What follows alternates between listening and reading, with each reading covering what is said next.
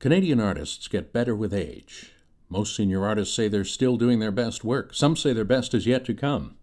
But age brings challenges to the creative process, both physical and mental. On April the 18th, 2016, at Toronto Western Hospital, CSARN, the Artists' Health Alliance, and the Alan Malka Green Artists' Health Centre presented Maintaining Creativity, Turning Challenges into Possibilities. This full-day conference was designed to inspire senior artists mentally, physically, and spiritually. What you're about to see is a series of excerpts from the conference and comments by some of the presenters. My name is Scott Walker. I'm the Executive Director of CSARN. It was my pleasure to host Maintaining Creativity. My first task was to welcome our keynote speakers. Dr. SINHA is the Director of Geriatrics at Mount Sinai Hospital. Paul Hoffert is a Professor of Music, Law, and Information Science at the University of Toronto and founder of the legendary Canadian band Lighthouse. Together, they provided both a medical and an artistic approach to how senior artists can maintain creativity. Dr. Sinha's busy schedule presented something of a challenge because on the day of the conference, he was in Berlin. But thanks to internet technology, he was able to join us via cyberspace. Fingers crossed for the technology, ladies and gentlemen. Please welcome from Berlin, Dr. SAMIR Sinha.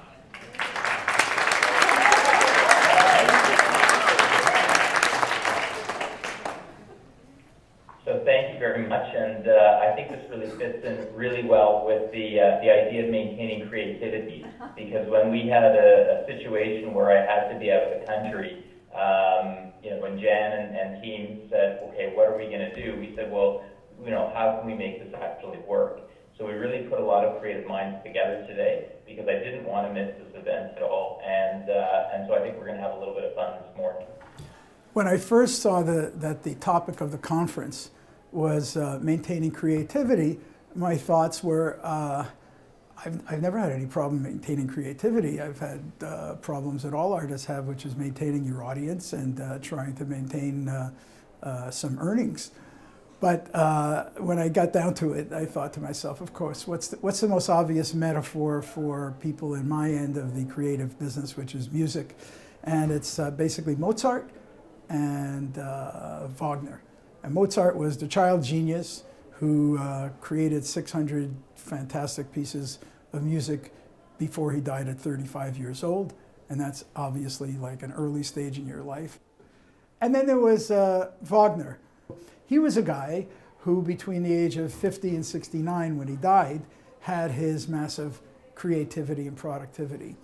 So the real issue is, because the audience that we had here today are creators, so they already started with the Mozart deal, right? They already had some success in early stages of their life, and how do you connect that kind of success with the kind of success that Wagner had later in life?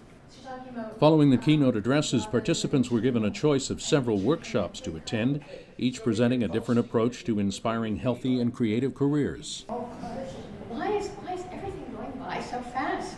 He said, because we're slower.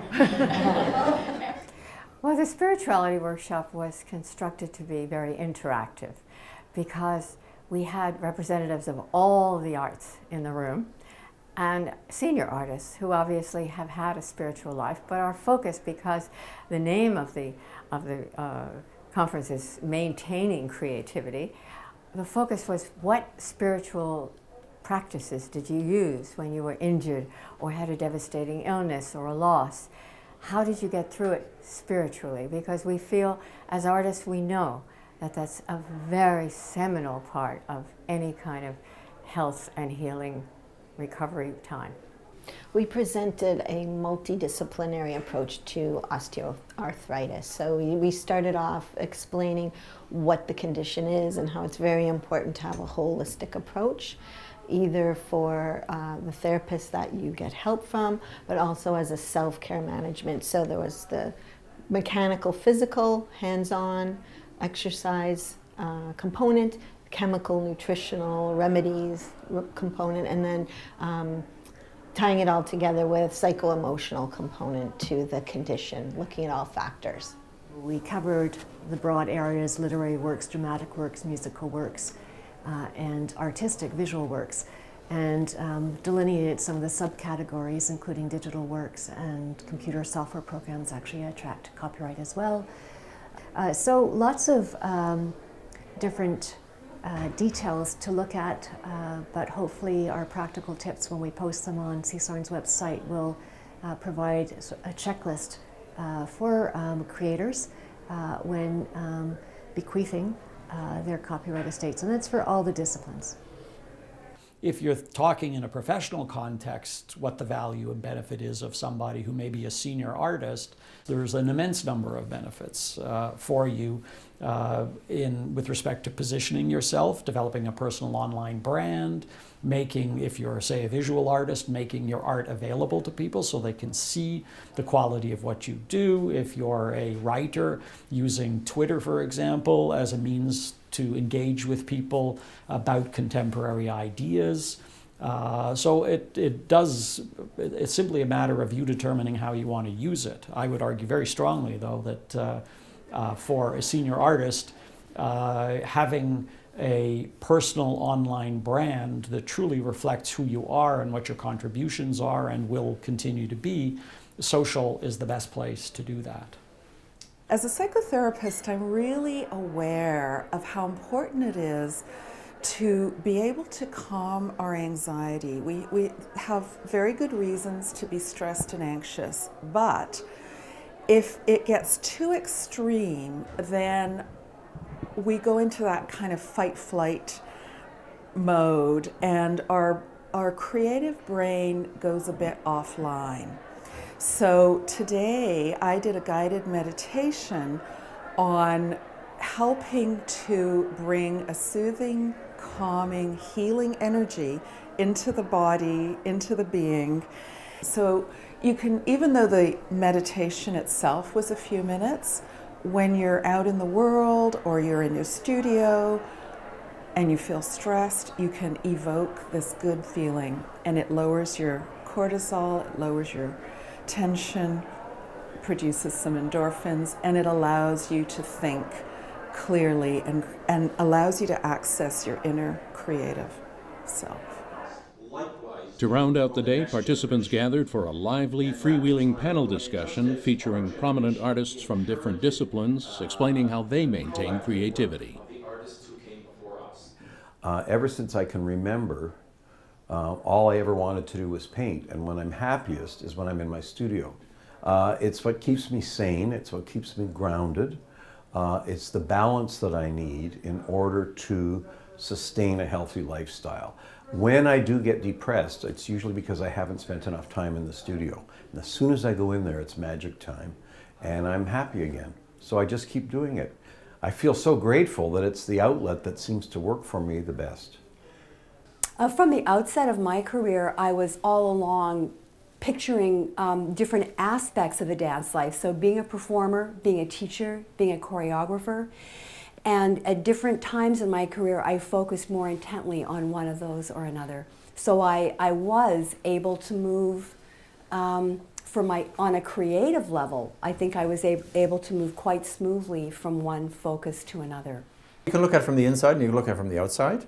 Looking at it from the inside, you do have to keep reinventing and reinventing and reinventing all the time. That's just the nature of the human being. If you stop creating, then what are you going to repeat yourself? So you have to keep, I think you just have to keep creating new opportunities and recreating the relationship between yourself and the artistic community and the audience. If you are a performer, when you start off your career, it's very difficult to get a job. And as you end your career, it's very difficult to get a job. And one shouldn't be shocked because you went through it before when you started. That same difficulty of making the connections and reconnecting to actually find yourself into a community. And often I think the older performers fail to understand that you only work in your community, so to speak. And that's also your generational community, right? So I no longer know the generational community of 18-year-olds and 22-year-olds and 28-year-olds and 38-year-olds. I don't know them. I know my generation. So part of my job is to get to know the younger artists, because they are in fact the lifeblood that are coming up, you know, and as I move to the edge of things, I have to know them. And it's important because they're running things. I mean, they are the lifeblood of this thing.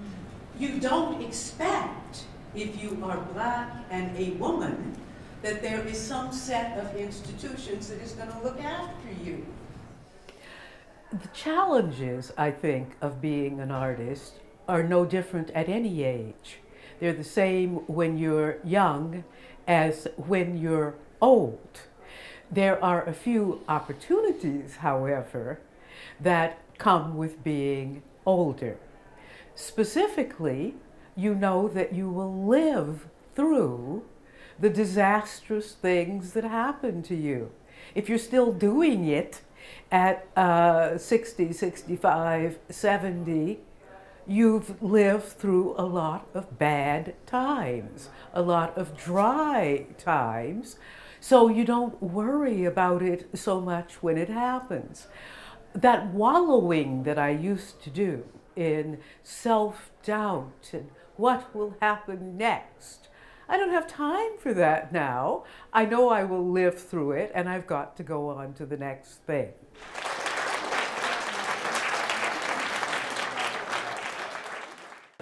Interesting, informative, great to be among one's tribe, good connections, and I bumped into a friend I haven't seen for 20 years. I'm very glad I came. I felt today was a celebration in a way, because I get to meet actors that I worked with 40 years ago here today. And as an actor myself, I'm still acting. I'm 75 years old, and I will continue to keep acting. But I think today, my comment on the whole thing is that we're all works in progress. The panels were wonderful, the information was great, and the inspiration was great. The day today was excellent. We got a lot of good instruction, information, and as an older actor now, I'm doing actually more writing now, but we need places to do our work, to perform, and I hope we can start doing some of that stuff. Thank you. Well, first of all, I'd like to say thank you to CSARN for organizing this conference. It has been a fabulous afternoon and morning of meeting like-minded artists, my age and better, who want to maintain their work, their opportunities to work, and hear about some of the problems we might encounter. So thank you to Scott Walker, thank you to the board, thank you CSARN. Let's do it again. CSARN would like to thank our partners at the Artists Health Alliance and the Alan Malka Green Artists Health Center, along with our committees, volunteers, funders, sponsors, and all the presenters and participants who made Maintaining Creativity a celebration. I'm Scott Walker. Thank you for watching.